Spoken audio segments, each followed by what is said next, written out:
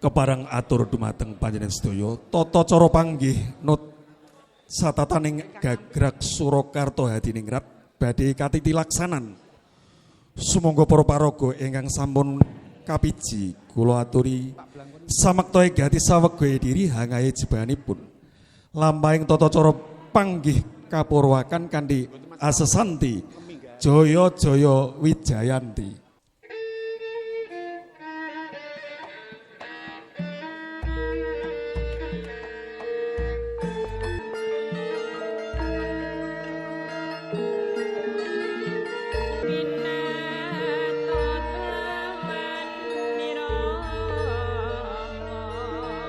Assalamualaikum warahmatullahi wabarakatuh.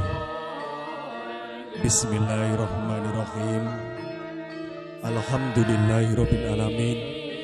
Wa bihi nasta'in wa ala umuri dunya wa din. Wassalatu wassalamu ala asrofil anbiya'i wa mursalin Sayyidina wa maulana Muhammadin wa ala alihi wa sahbihi ajma'in amma ba'du. Syekh Rahmatan Temrahayu awit saking wilasaning Gusti ingkang murbeng dumadi maha welas tresna lan asih.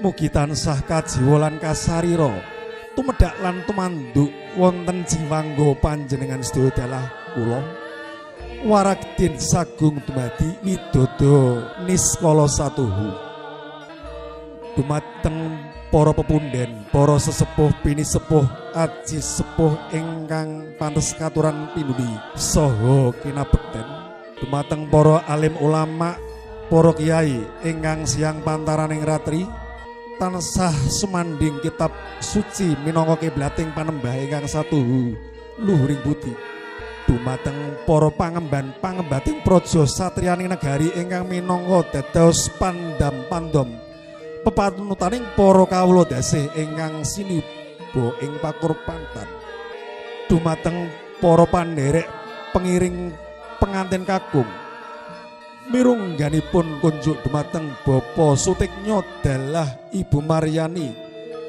saking tlatah dusun Angkatan Kidul Kecamatan Tambak Rama Kabupaten Pati Bumi Minatani lan sanggyaning para tamu kakung Sumawana Putri ingkang saduluring budi miwah para adilenggah ingkang satuhu kebaing berkah salaras kaliyan jejering titah sawantah ingkang cumandha mapan wonten ing kukubaning negari Nuswantara. Sumangga kula dherekaken tafakur muji syukur wonten ngarsa dalem Allah Subhanahu wa taala ingkang sampun paring rahmat taufik saha hidayahipun satemah saged rawuh wonten ing pawiwahan menika kanthi slamet wilujeng boten wonten alangan setunggal menapa. Sholawat saha salam tansah kunjuk dumateng titah kang linanggung nuninjih Sayyidin Kalifatullah panetek agami pepanutaning umat nuninjih Kanjeng Nabi Muhammad sallallahu alaihi wasallam ingkang yekti kula lan panjenengan sedaya tansah antu-antu syafaatipun benjang wonten ing yaumul qiyamah. Amin Allahumma.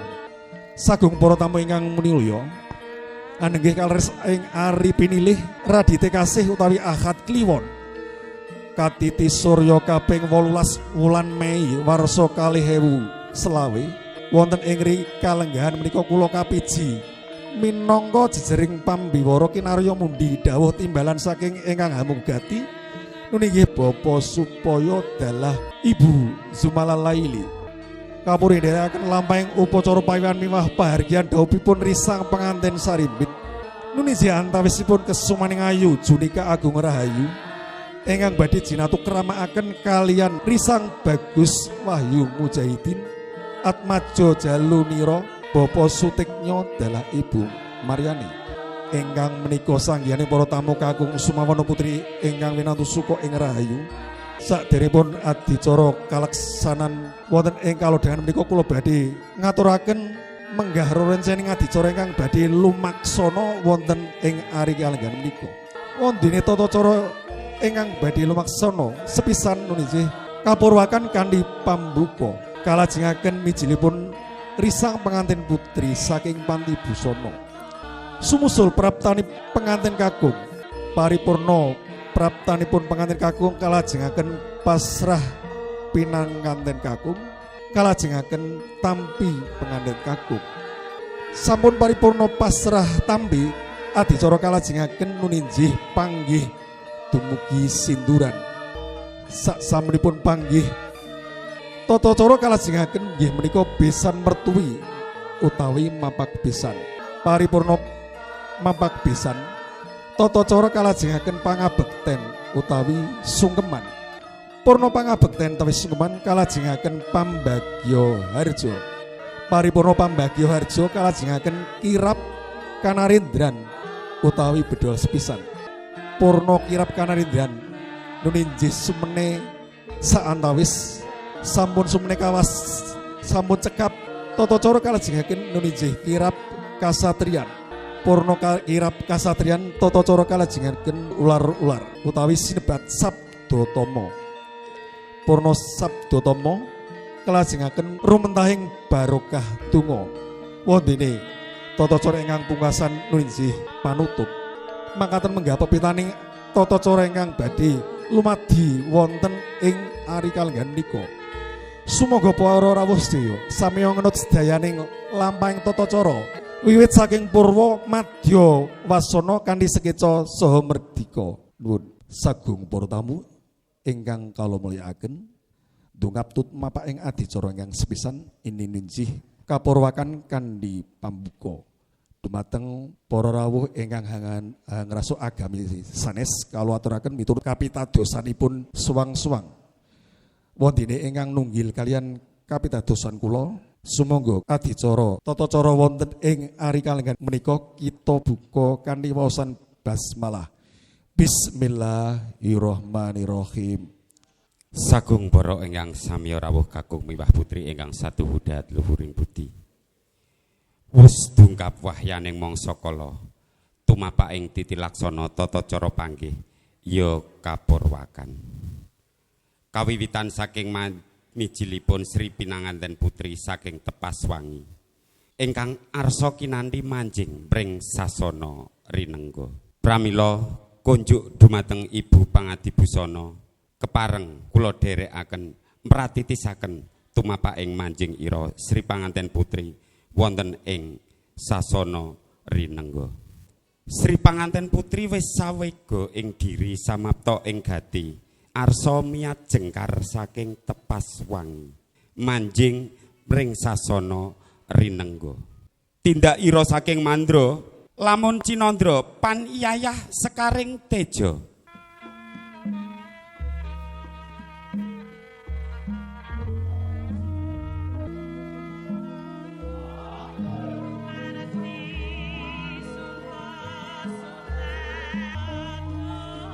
Miyat endahing swasana soroting Sang Hyang Bagaswara Pati Sumilak hamadangi madyaning sana rinengga ya sana Handra Wina.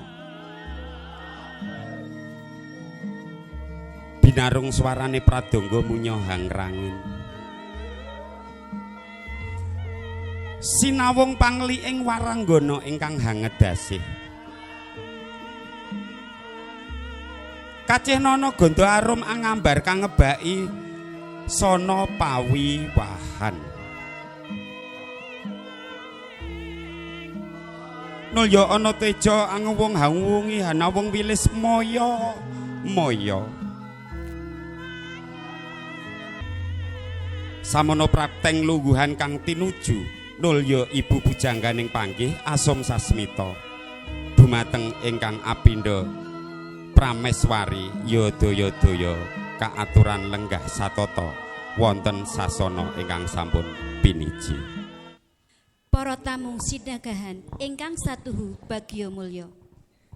Duta pamethuk ing panganten kakung inggih punika Bapak Ahmad Syafi'i miwah Bapak Suwanto sampun paring sasmita bilih panganten kakung siyaga sowan hanetepi tata cara panggih. Praptanipun panganten kakung kabiwalda sinubagya ing sih kawilujengan. Ladrang wilujeng sampun ngumandang ing awang-awang. Kapiyarsa ing sasana gati minangka tengara praptanira penganten kakung binoyong dening para pangiring. Saking Wisma Palerman kakanthi manjing sasana wisuda. Tindakipun kakanthi sesepuh kakung cacah kalih. Minangka pratandha bilih para kasepuhan tansaya siaga hangampingi dumateng Nak Mas Bagus Wahyu Mujahidin ingkang nembe lumebet ing ibadah suci murih saged lempeng wonten margining Gusti ingkang Maha Suci. Temah bagya mulya ing donya prasasat kadi ing kasuwargan jati. Mengagem busana awarni cemeng sinulam wenang rukmi. Jumbuh kalawan busananipun panganten wanodya. Mracih nani bilih anggenipun Hanjatu Krami Roro Sekar Zunika Agung Rahayu sampun nyawiji wadak ngantos tekating ati.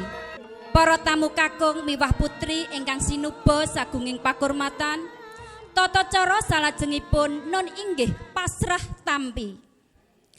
Sabda pasrah kasariran dening Bapak Ahmad Syafi'i, wondene panampi badhe kasariran dening Bapak Suwanto. Wekdal sacekapipun kula aturaken sumangga. Assalamualaikum warahmatullahi wabarakatuh. Bismillahirrahmanirrahim. Alhamdulillahilladzi sannal ibadihin nikah wa nahahum anis sifah. Wassalatu wassalamu ala sayyidina Muhammad ibn Abdillah wa ala alihi wa ashabihi wa mawalah amma ba'da. Syekh rahmat tentrem rahayu saking wilasaning Gusti ingkang maha welas tuwin maha asih. Ugi kajiwa kasarira dumateng kula dalah panjenengan waratin sagung dumadi niskala satuhu. Para sepuh pini sepuh aji sepuh ingkang hanggung hamestuti dhateng pepayaning kautaman ingkang satuhu pantes hanambi sagunging pakurmatan. Para tamu kakung miwah putri wreda lan muda ingkang minuluying budi. Langkung rumiyin keparengna kula sapangiring nandukaken syukur dhateng Gusti ingkang mrobeng dumadi. Inggih awet saking nugrahanipun ing kalodhangan menika kula kasuwan mriki kanthi wilujeng tanpa ing pambeng slamet tanpa rebet. Shalawat saha salam katuraken dumateng Junjungan Nabi Agung Muhammad sallallahu alaihi wasallam. Inggih awet saking sapaatipun Kanjeng Nabi kala wau mugi kula dalah panjenengan pinaringan kaberkahan mulya donya mulya akhirat. Salajengipun kula Ahmad Syafi'i ingkang sinaraya dening kadang sepuh kula Bapak Sutiknya sekalian garwa keparengna matur katur bapa supaya sekalian Ibu Zumala Laili lumantar ingkang kinurmat Bapak Suwanto. Sepisan kula hangaturaken salam taklim saking Bapak Sutiknya sekalian mugi katuraken dumateng Bapak supaya saha Ibu Zumala Laili. Sumambrah para sepuh pini sepuh miwah sedaya keluarga kanthi pamuji mugi-mugi tansah manggihaken kabagyan sarta katentreman kanthi wasilah assalamualaikum warahmatullahi wabarakatuh. Kaping kalihipun inggih punika kula supados masrahaken putra kakungipun ingkang asma Wahyu Mujahidin dateng tiyang sepahipun penganten putri. Mila saking punika penganten kakung kula pasrahaken kanthi bismillah la haula wala quwata illa billah. Ing salajengipun sedaya kula sumanggaaken panjenengan anggenipun nggula wentah supados saged mbangun gesang bebayan ingkang sakinah mawaddah warahmah kanthi pamuji mugi-mugi tansah manggihaken kabagyan serta katentreman. Kaping tiganipun mbok bilih adicara niki mangken sampun paripurna. Kula sak rombongan langsung kemawon nyuwun pamit lan nyuwun tambahing donga pangestu mugi-mugi wangsul kula sak rombongan pinaringana wilujeng kalis ing sambikala dumateng dalemipun sowang-sowang. Lan saderengipun kula pungkasi atur, kula atas nami rombongan pangutap pengantin kakung mbok bilih wonten kiraring trapsila lan tata krami anggen kula sak rombongan sowan ngriki ingkang dadosaken kirang remaning manah panjenengan sedaya kula nyuwunaken agunging pangapunten. Kula pribadi ingkang piniji matur mbok bilih wonten pilaling rembag awit supeting nalar kula mawantu-wantu kula nyuwun agunging pangapunten. Akhirul kalam wallahul muwaffiq ila aqwamit thoriq. Wassalamualaikum warahmatullahi wabarakatuh. Waalaikumsalam warahmatullahi wabarakatuh. Mekaten menggah wedaring atur pasrah ingkang sampun kaaturaken dening Bapak Ahmad Syafi'i. Para tamu kakung ingkang minulya, ndungkap adicara salajengipun nun inggih atur panampi ingkang badhe kasarinani dening Bapak Suwanto. Dumateng Bapak Suwanto, wekdal sacekapipun kula aturaken. Assalamualaikum warahmatullahi wabarakatuh. Sih rahmat tentrem rahayu ulasaning Gusti ingkang Maha Mirah, Maha Welas, saha Maha Asih, sanitiyasa langgeng tumedhak tumanduk kajiwa kasarira ing jiwangga panjenengan sedaya dalah kula waradin sagung keluarga, waradin sagung sasama, waradin sagung dumadi raharjo rahayu niskala satuhu.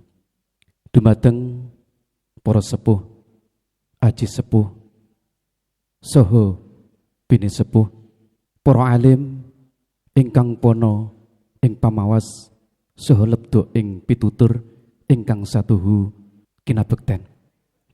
Mirunggani dumateng ambeng gugati nun inggih Bapa supaya dalah garwa ingkang satuhu bagya mulya. Dumateng para tamu kakung mewah putri ingkang satuhu dahat kinurmatan. Ngembani wuwus kersanipun Bapa supaya saha garwa ing ari kanglehan menika kula pun Suwanto piniji sulih salira saking Bapa supaya saha garwa saperlu tumanggap sedaya dawuh panggantenipun Bapa Sutiknya lumantar Bapa Ahmad Syafi'i. Para ingkang samiya rawuh ingkang luhuring budi minangka purwakaning atur sumangga panjenengan sedaya kula dherekaken muji syukur dumateng Gusti ingkang Maha Welas ingkang wonten ing ari punika panjenengan sedaya dalah kula tansih paring binergahan dening Allah Subhanahu wa taala kanthi wilujeng tanpa pambeng. Saklajengipun ing ajeng ingkang kesempatan sepisan Bapak Sutiknya paring salam taklib. Salam taklim wilujeng sampun kula tampi kanthi wangsalan Waalaikumsalam warahmatullahi wabarakatuh.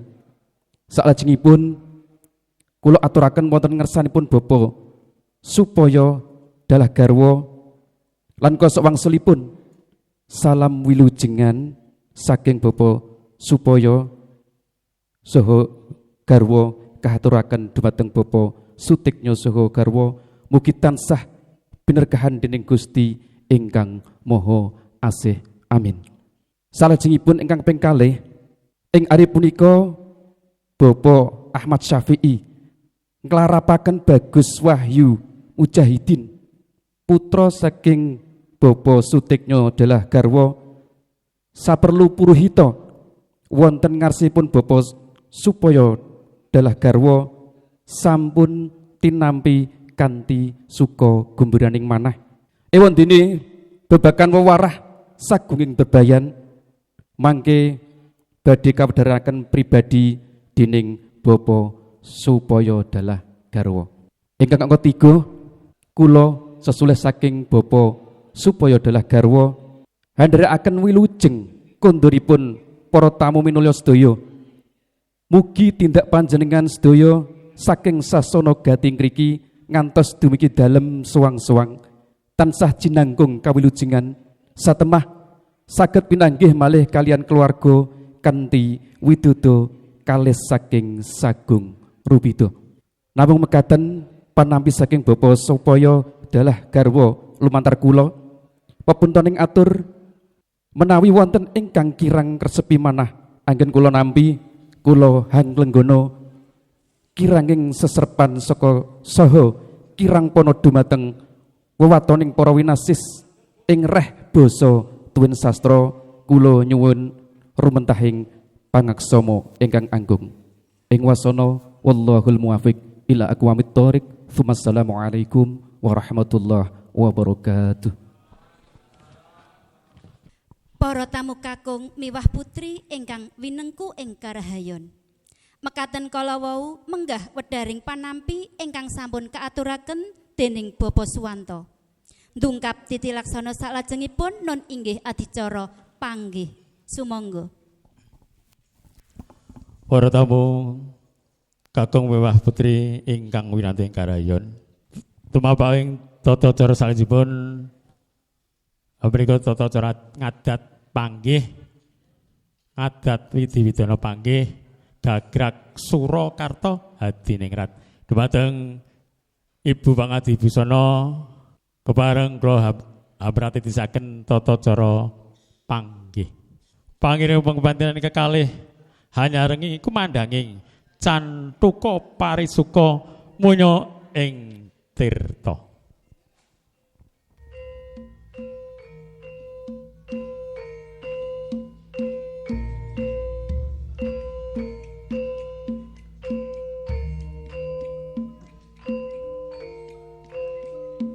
Wus dumadi kodrat saking panguwasan Gusti ingkang hamurbeng dumadi wonten titahing jalma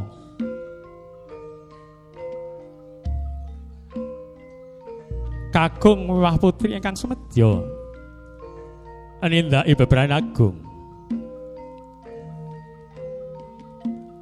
ujaring para leluhur ingkang dhat pinundi-nundi nulat endahing budaya budi daya pambudi daya kawurian saya dangu saya caket saya cetha saya ngalila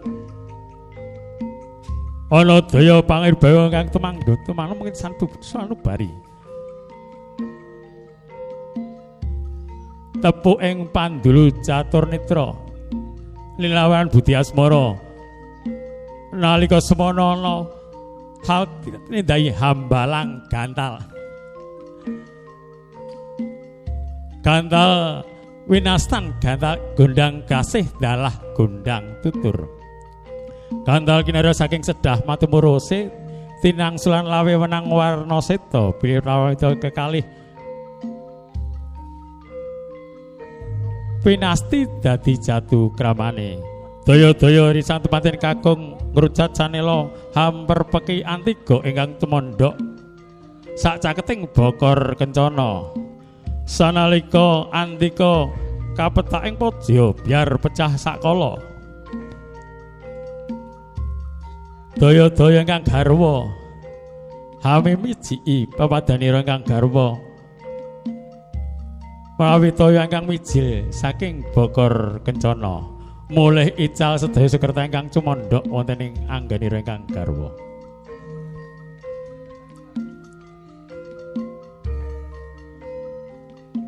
purna nggih tata cara ngadat antika daya-daya yang temanten putri jajar semanding wonten garwa kinasih Kaki Bagus Wahyu Mujahidin daya-daya ingkang rama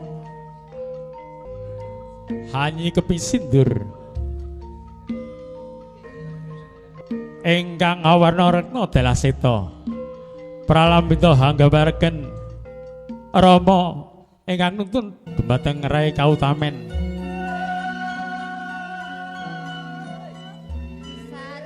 wani Dhateng tumindak ingkang bebener wedi. Dhateng tumindak ingkang kanistan. Lon-lonan lumaksana tematen sarimbit. Ingkang Rama bapa supaya sarwi nyepeng pocoting sindur.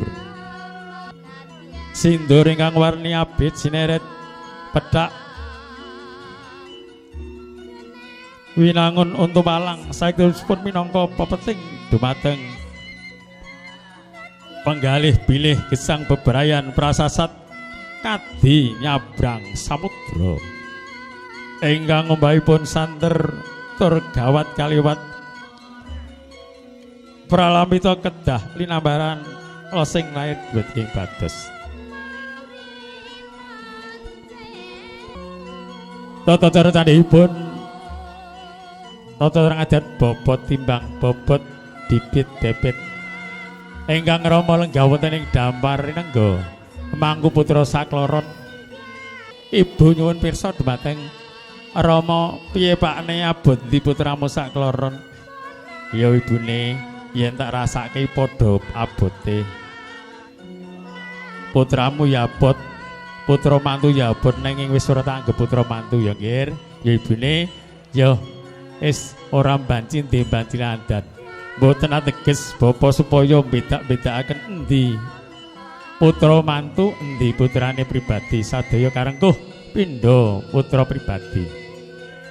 Purna gendile tata-tata adat bobot timbang. Kanthi cara taneman kanthi niating umbul donga niat ingsun kanthi cawan bismillahirrahmanirrahim niat ingsun nandur becik medya tukul kang becik kalenggaken temanten saribit raraya ayu zunika agung rahayu dalah wahyu mujahidin kalenggaken wonten ing dampar rinengga. Kawistara sampun paripurna tumapa ing tata cara taneman wonten saribit kalenggaken wonten ing dampar rinengga. Lugap tata candhipun kacar kucur tampa guna kaya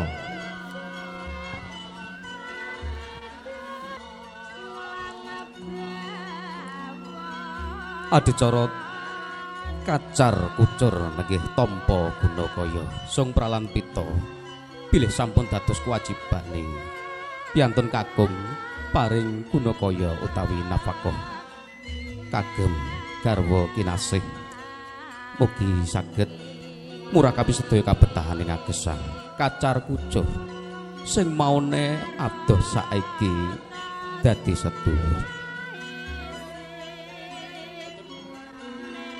Isine redana receh wos kuning samangke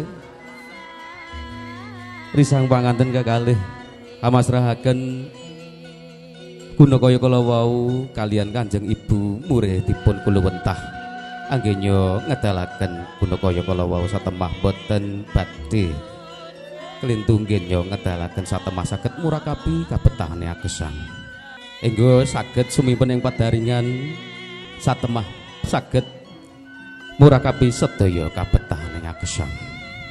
Para sami lenggah ingkang winantu ing sagunge berkah. Purna tata cara kacar kucur. Kawistara Sri panganten arsa dahar kembul sinebat dahar walimah. Samiya dedulangan menika ugi mengku werdi bilih ngunjukaken puja puji syukur ngarsanipun Gusti ingkang murbeng dumadi. Peparingipun rejeki saged murakapi badan wadah ing salamiya.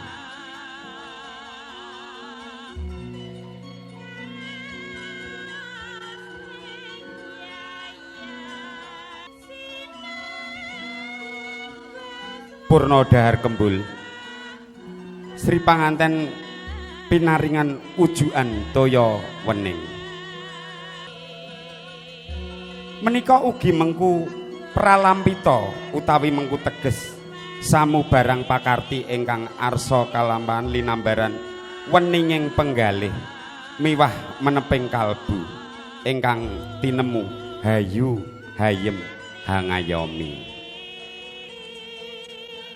Sagung para sami lenggah ingkang winantu ing sagunging berkah. Areh dening adat tata cara krobongan punika sampun paripurna kanthi rahayu tanpa ridu wilujeng tanpa pambeng. Tanggaping sasmita bapa supaya sekalian garwa laju tindak tumuju wonten Wisma Palerman mathukaken bapa besan inggih Bapa Sutikna Sarimpit. Kawis tinggal tindakipun besan sekalian jemurung raos bombonging penggalih satemah nuwuhaken kapang-kapang.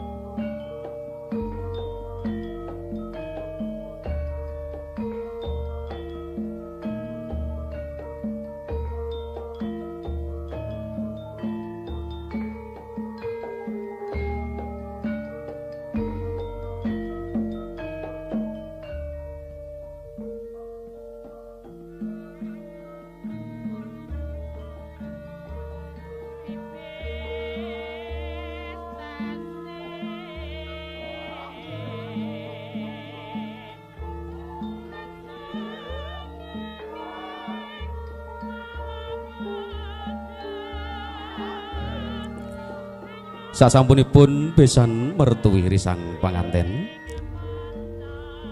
tumapaing tata cara salajengipun enjih ngabekten pramila risang panganten kekalih saderengipun nindakaken tata cara ngabekten dhumateng Bapa Siswaya kasuwun hanglolos duwung tuwin anglolos canela saking risang panganten. Nun kula nuwun.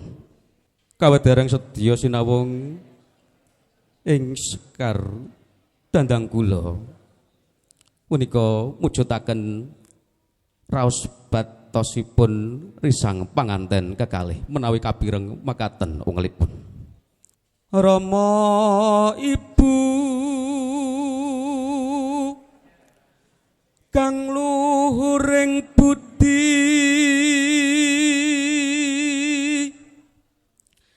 ingkang ngukir jiwa lan raga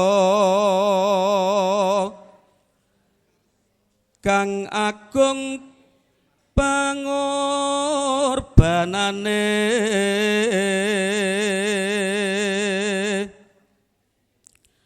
asong pituduh luhur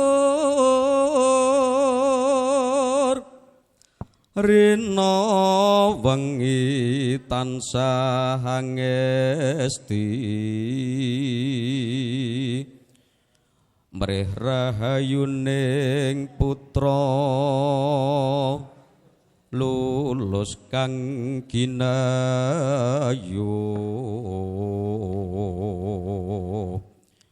sadaya ribet rupeta linambaran kanthi sabaring panggalih tuhu pantesi nembah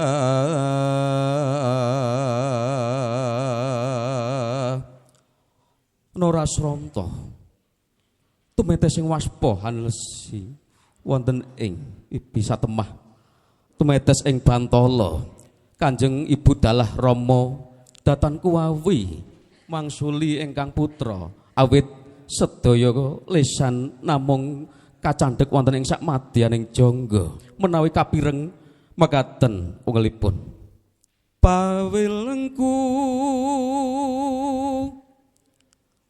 aja nganti lali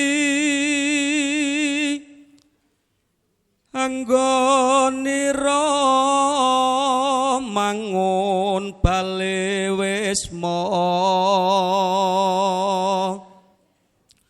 runtut atut sakarone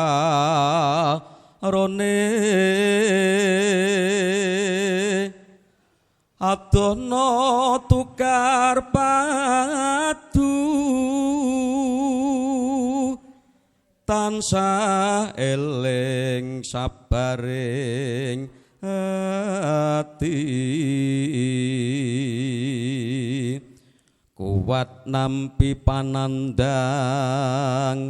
tan gampang amutung dadya tepa tulodo urip pira migunani mring sasami raharja kang pinanggya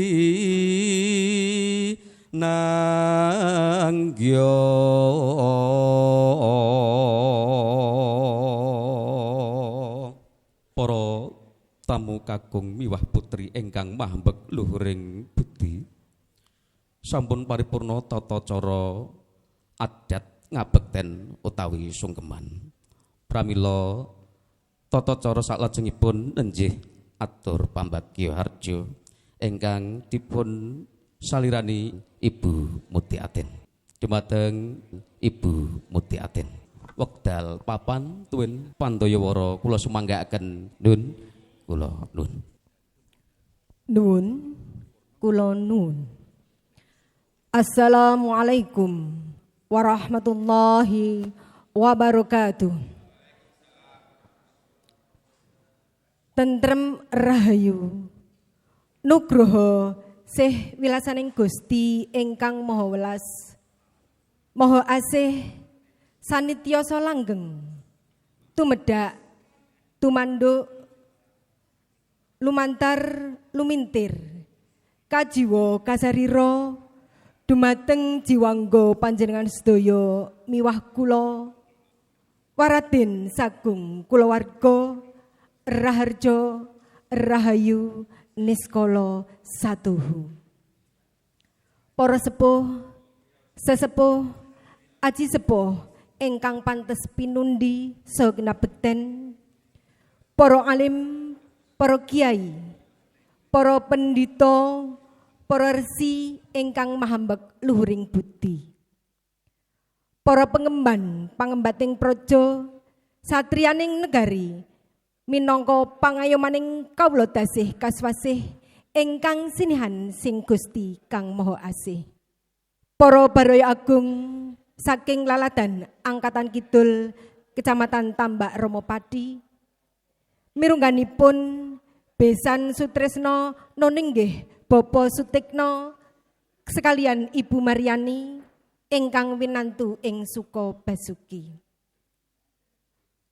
Para kadang kadian, pawong mitra werda muda taruna ingkang pantes sinudarsana.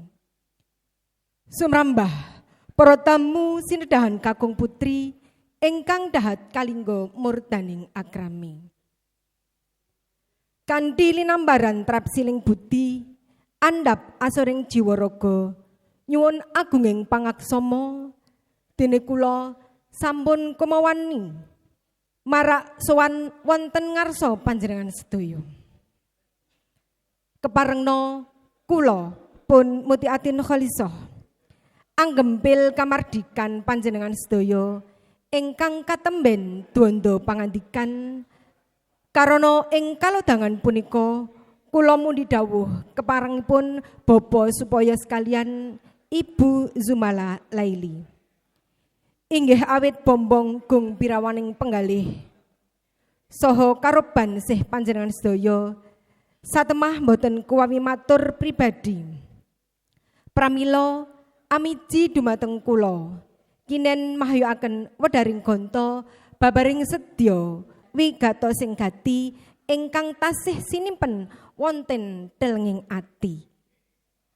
Purwakaning atur sumangga panjenengan sedaya kula dherekaken ngaturaken puji saha syukur wonten ngarsa dalam Gusti Allah Subhanahu wa taala karena berkah sih palimirmanipun panjenengan sedaya miwah kula tasih pinaringan kanikmatan awujud kasarasan kawilujengan.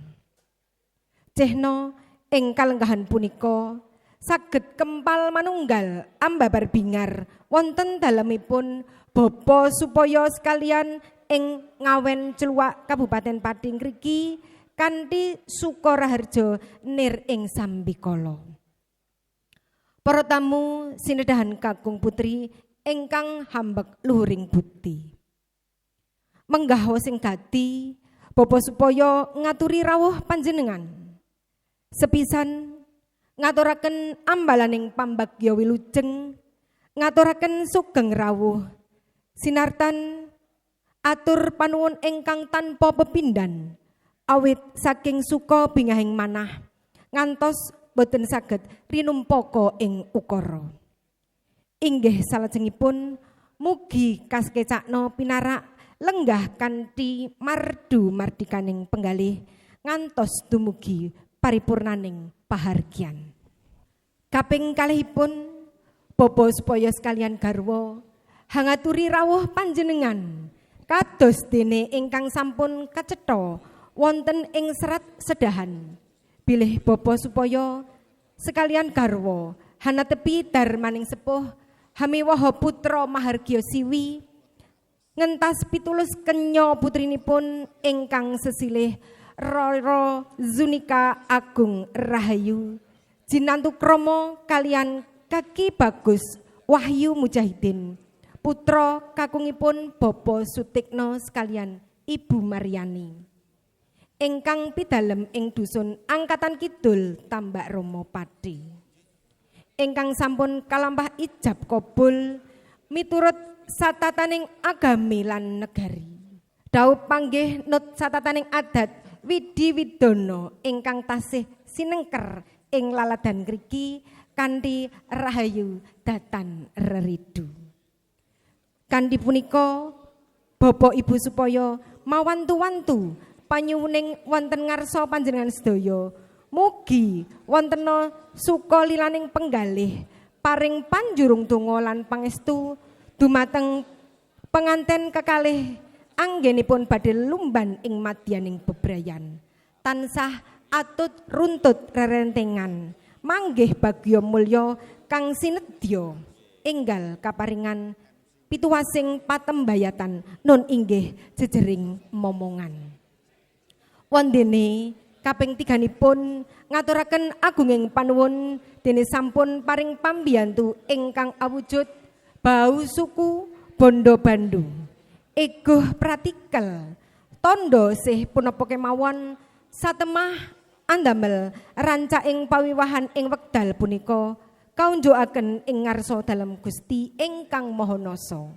Mugia pinaringan leliru ingkang satraju jumbuh kalian kadarman panjenengan soang-soang. Jangkep kaping sekawanipun senajan to bapa supaya sekalian garwa anggenipun kagungan kersa punika sampun dangu karacik kanthi tarik-tarik ewa semanten tamtu kathah kekiranganipun mirungganipun anggenipun mangayu bagya panjenengan sedaya dereng kuwawi nglenggahi tri trap silaning nampi tamu nun inggih gupuh lungguh lan suguh sedaya kekirangan kala wau nyadong deduka lan nyuwun agunging pangapura. Puput pepet pepuntoning atur hamong semanten menggah atur kula minangka talaning basa saking bapa supaya sekalian. Jejering titah sawantah jalma limrah ingkang tansah lelumban ing jagat kekirangan nglenggana bilih cewet lan cicir punika tansah hamengkoni dumateng jasad kula. Sedaya atur ingkang kalantur-lantur kitaling basa bleroning wirama miwah kisruing parama sastra ingkang singklar saking Udanagara awit saking cubluking seserpan kula. Ingkang punika kanthi anuraga kula nyuwun lumunturing sih samudra pangaksama. Caturkina kukila kang mawa genta. Kehing lepat nyuwun gunging pangapura. Nuwun. Wassalamualaikum warahmatullahi wabarakatuh. Nelaken gunging pandhawa ingkang tanpa pepindhan katur dhumateng Ibu Mude Aden ingkang pinangka atur pambagya arja. Menggah tata cara salajengipun inggih tata cara kirab angga sepisan inggih kirab kanarendran.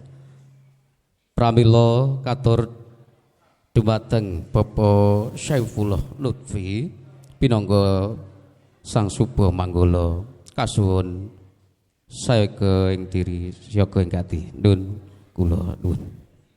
Gegarane wong akrami dudu bondo dudu rupa among ati pawi tane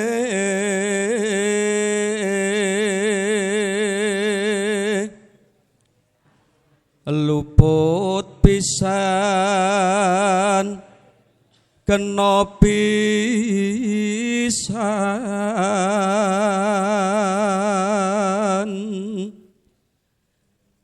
yen gampang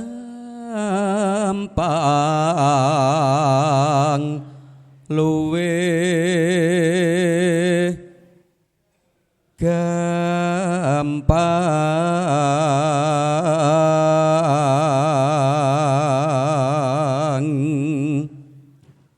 yen angel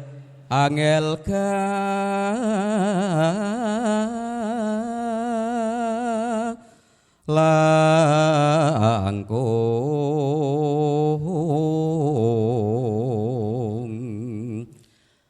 tan kena tinumbas harta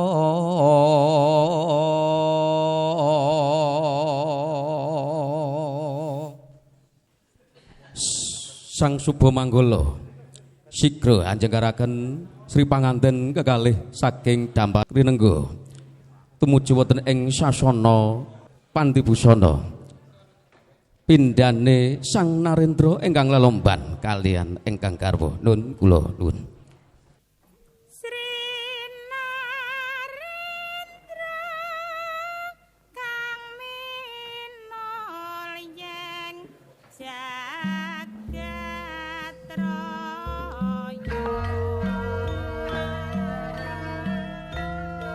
Rampak runtut swaranya hanganyut-ayut menika to wau swaraning pradangga hambabar ketawang langen gita Sri Narendra umiring tindakira sakaring pawiwahan hadegih sang pinanganten kekalih ingkang arsa kirab nulat adi endahing budaya ingkang sinaraya hanawung krida minangka pangarsaning lampah ingkang sinebat Suba Manggala.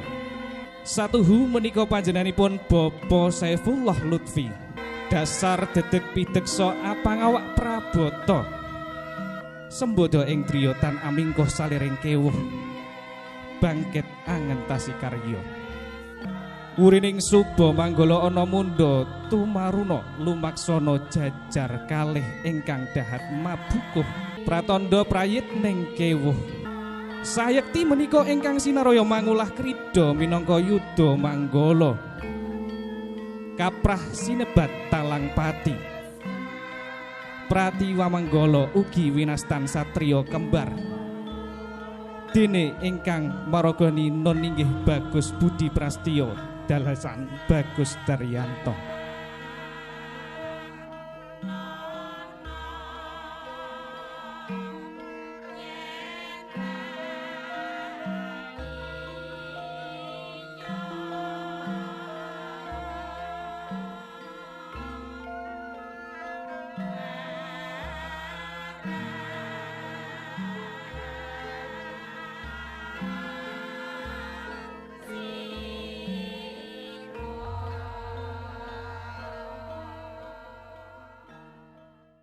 Adicara saklajengipun nuninjih sumene sumangga dumateng para tamu kula aturi anggedapi pasuguhan ingkang sampun kaaturaken lumantar dening para kadang pramulati. Sampun wonten sasmita saking Ibu Juru Sembogo bilih risang pengantin sarimbit wus paripurna anggenira gantos busana arsa kalenggahaken malih wonten ing sasana rinengga. Pramila dumateng sangya para tamu kula aturi keparenga jumurung puji pangestu tumapaking adicara kirab kasatriyan suka hanggarjita mulya wibawa ngepeki raosing pengantin kekalih dene samarga-marga anggung sinuba-suba.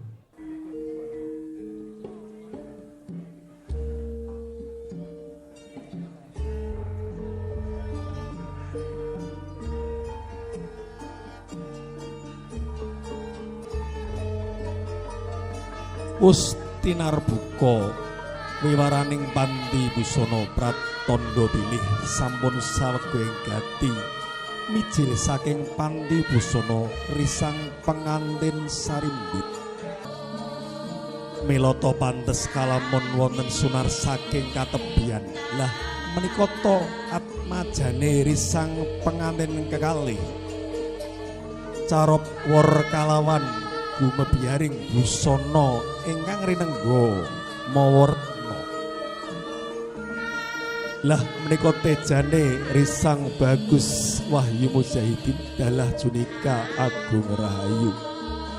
Wus purna ngadi busana Pangeran Gya Manjing wonten ing sasana wiwaha.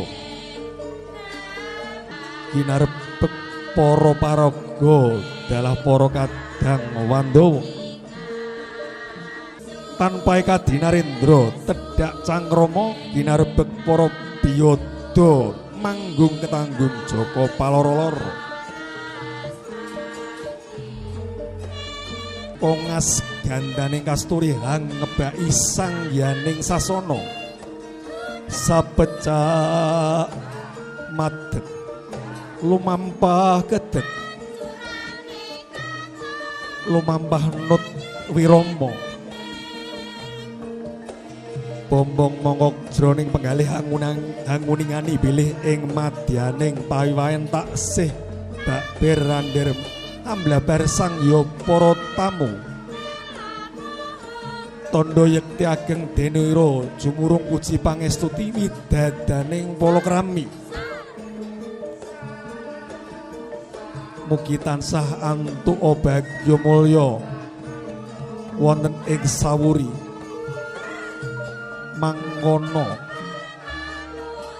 risang penganten sarimbit wus prateng madyaning pendapi wus lenggah wonten ing sasana rinengga.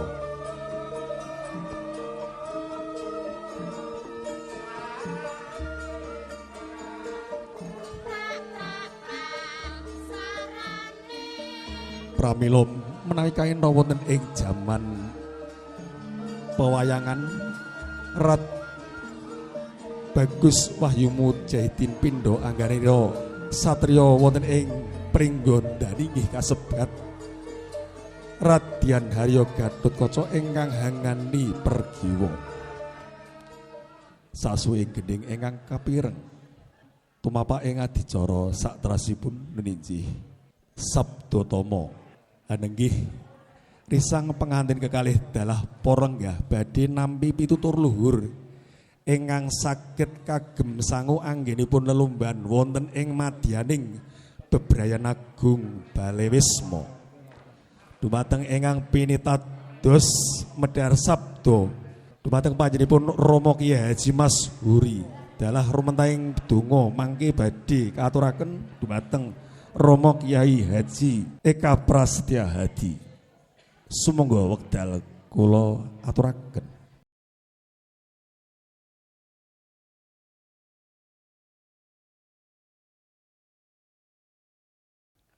Assalamualaikum warahmatullahi wabarakatuh. Bismillahirrahmanirrahim.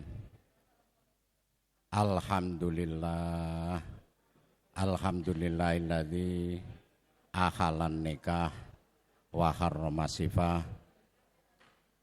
Wassalatu wassalamu ala Rasulillah Muhammad ibni Abdillah sahibi syafa'ah wa sahibi ni'mah wa khatamin nubuwati wa risalah la haula wa la quwwata illa billah amma ba'du.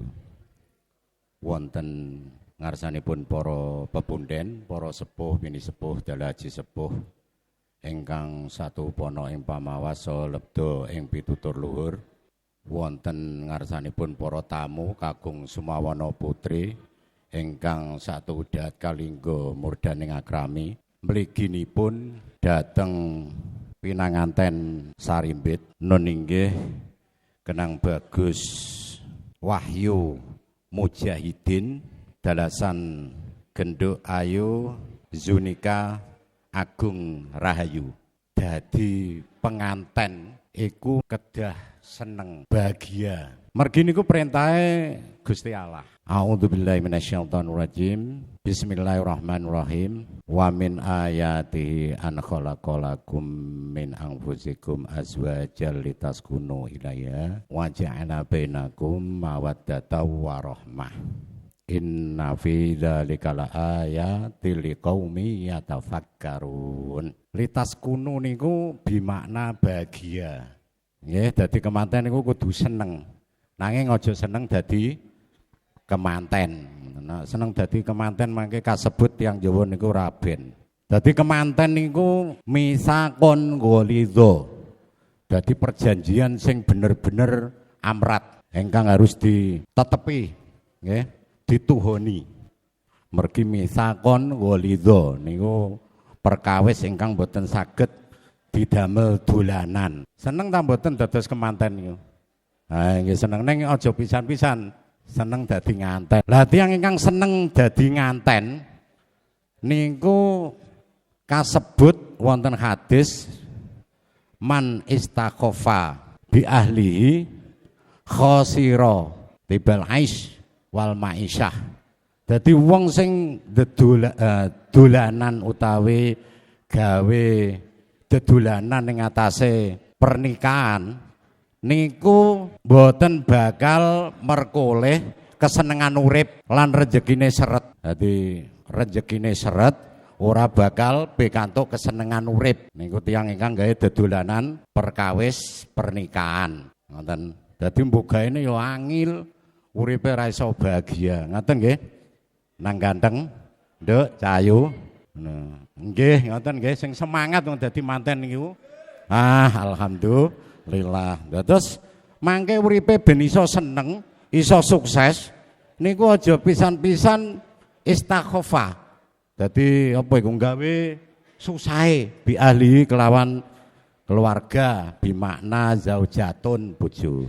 Lah semono uga bojo niku utawa wong wedok utawa mar'atun niku nak cara kitab niku nggih wonten syarat-syarate supaya wong lanang iku dadi wong lanang ingkang satuhu perkosa, tanggal jawab nyukupi sekabehane.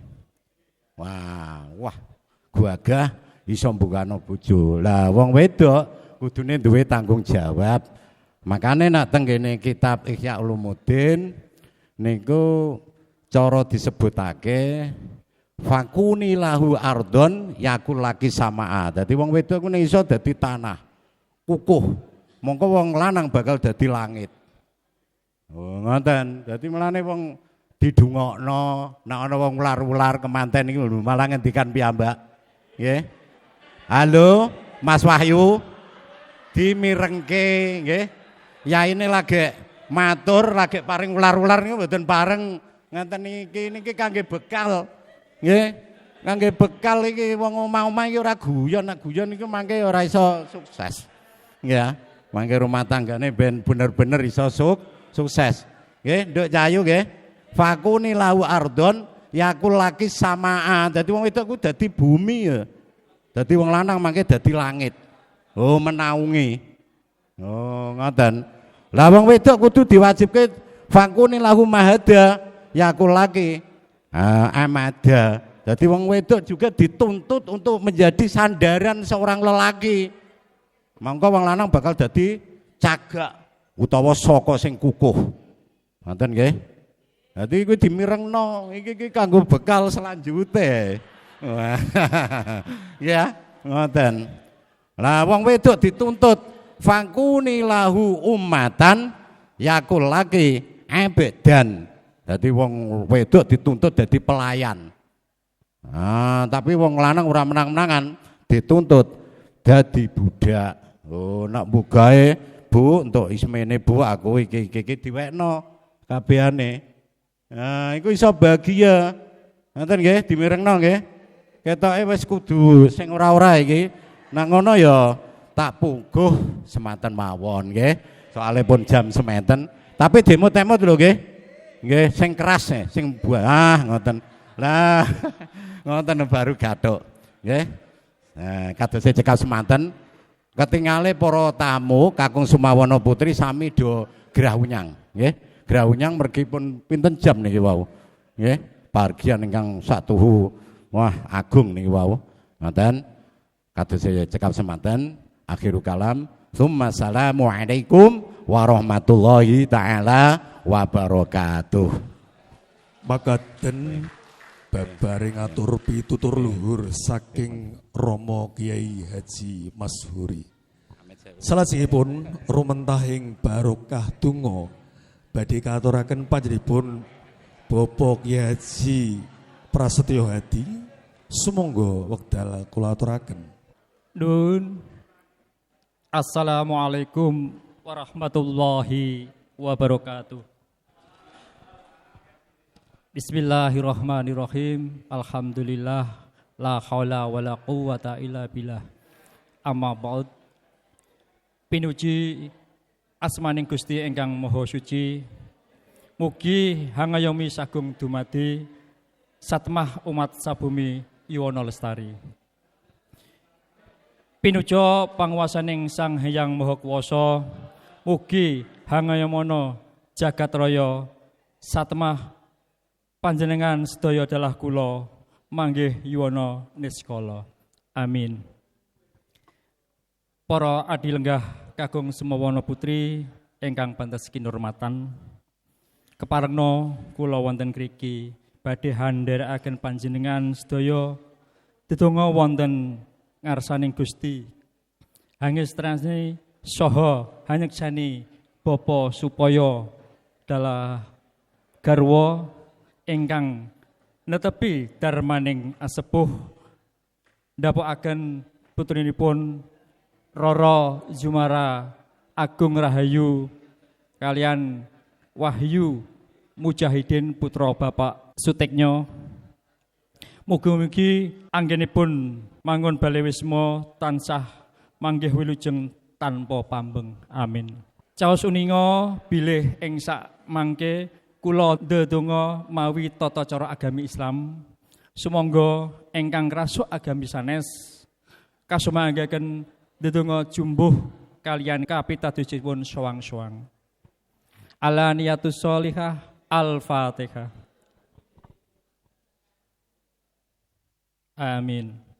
Duh Gusti, kula ingkang Maha Agung, ing wedal menika kita sedaya ngempal manunggal ing papan mriki nelakaken sih tresna kita sedaya dhateng keluarga ingkang hamengkugati saha hangestreni lan hanyekseni anggenipun bapa supaya lan garwa netepi darmaning asepuh mahargya suta amiwa siwi ingkang sijilih Roro Junira Agung Rahayu pikantuk Bagus Mujahidin putra Bapa Suteknya.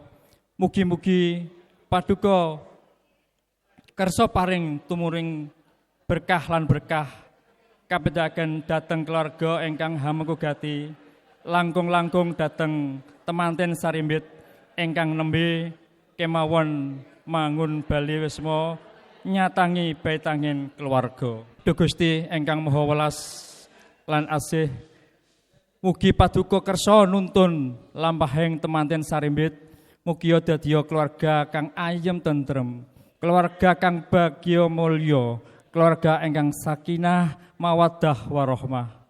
Tawe atut runtut retutungan langgeng ngantos benjang dinten pungkasan. Mugi paduka kersa paring sih rahmat kekancingan, tresna awujud golek kencana ingkang bangkit tata jalma, keturunan ing bangun miturut dhateng tiyang sepuhipun, keturunan ingkang tumrap agami bangsa lan negara. Duh Gusti ingkang Maha paring pangapura, mugi paduka kersa paring pangapura dhateng sedaya dosa kula lan kelepatan kula, kelepatan tiyang sepuh kalih kula, kelepatan para leluhur kula, namun dhateng panjenengan kula nyuwun lan namun paduka ingkang kula sembah, lan namung paduka ingkang saged ngijabahi menapa ingkang dados donga lan panyuwun kula. Rabbana atina fid dunya hasanah wa fil akhirati hasanah wa qina adzabannar. Subhana rabbika rabbil izzati amma yasifun wa salamun alal mursalin walhamdulillahi rabbil alamin. Assalamualaikum warahmatullahi wabarakatuh. Nun. Matur nuwun dumateng Bapak Kyai Haji Eka Prastyahadi ingkang sampun paring pandonga dumateng penganten sarimpit. Mugi-mugi wonten barokah lan manfaatipun. Para rawuh sanggya para tamu sedaya ingkang kinurmatan, karana ugi sampun katutup kanthi astungkara. Pramila sedaya lampahing tata cara wiwit saking purwa madya wasana wis dumugi paripurna. Pramila dumateng Ibu Juru Sembogo, kula aturi keparenga pinanganten kekalih kakanthi tumuju wonten ing wiwaraning sasana pawiwahan. Saperlu nderekaken sugeng kondur tumrap sangya para tamu sinartan nampi puji pangestu. Kula jejering pambiwara nglenggana taksih kathah kalepatan saha cecer cewet kuciwaning atur nyuwun lumunturing jalani di pangaksami saha kanthi asesanti jaya-jaya wijayanti tetep jaya budaya negeri, hayu-hayu rahayu ingkang samiya pinanggih widodо nir ing sambikala. Nuwun matur nuwun. Wassalamualaikum warahmatullahi wabarakatuh. Bedolan kairing gliyong monggo Bapak Wali.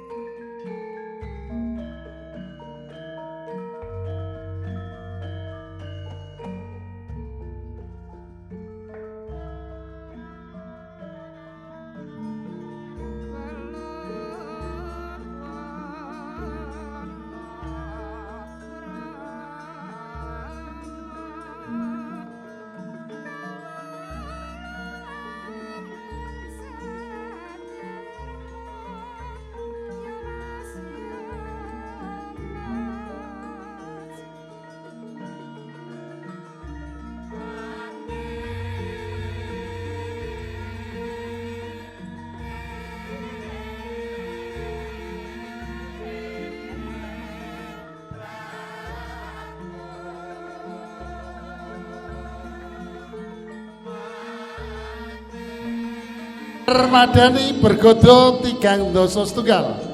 Kuncara Permadani Pati bergodo kaping 3 doso setunggal Kuncara